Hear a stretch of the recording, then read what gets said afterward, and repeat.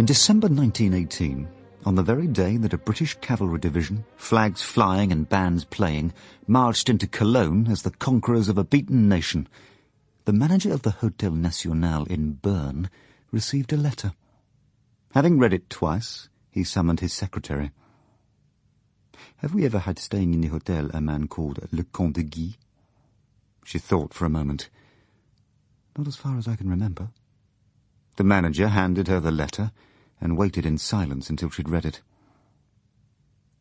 "It seems a peculiar request from an unknown man," he remarked, as she laid it down.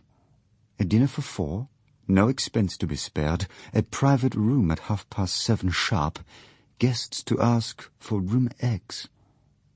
He tapped his teeth with his pen thoughtfully. "I wish I could think who this Comte de Guy is. Would you send me the maître d'hôtel to me at once?"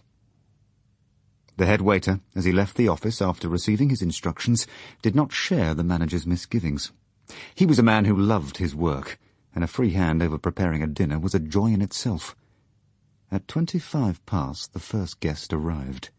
He spoke with a German accent. "I wish to be taken to room X."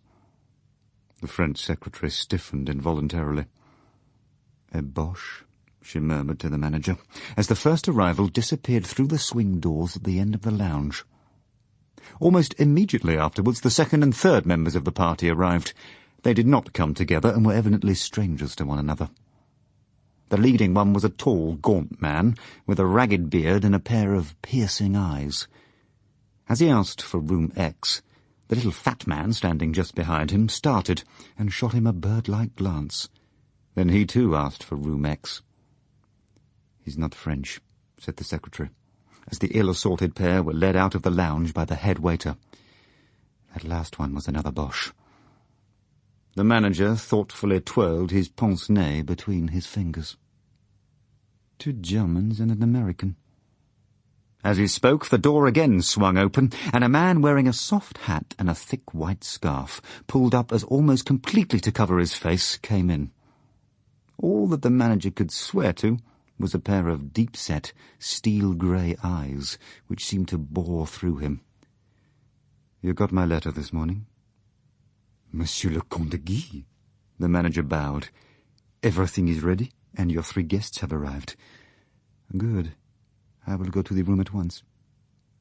The maître d'hôtel stepped forward. As the Count passed through the swing doors, he turned to the head waiter. "After the coffee has been brought in, I do not wish to be disturbed under any circumstances whatever." "Mais certainement, Monsieur le Comte. I personally will see to it."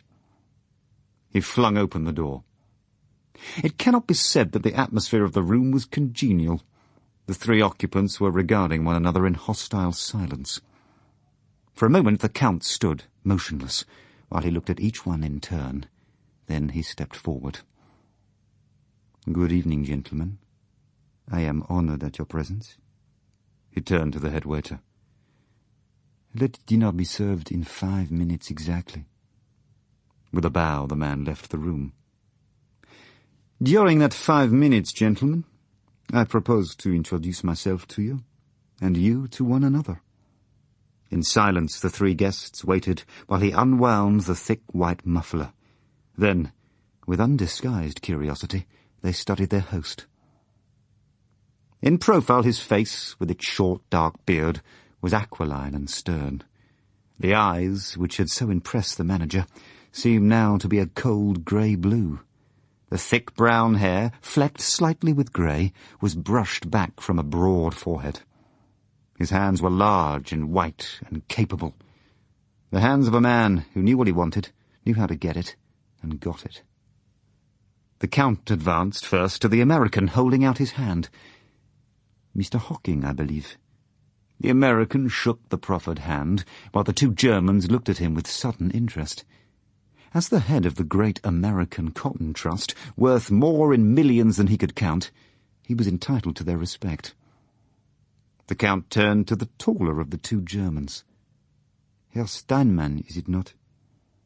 The man, whose interest in German coal was hardly less well known than Hocking's in cotton, bowed. Sample complete. Ready to continue?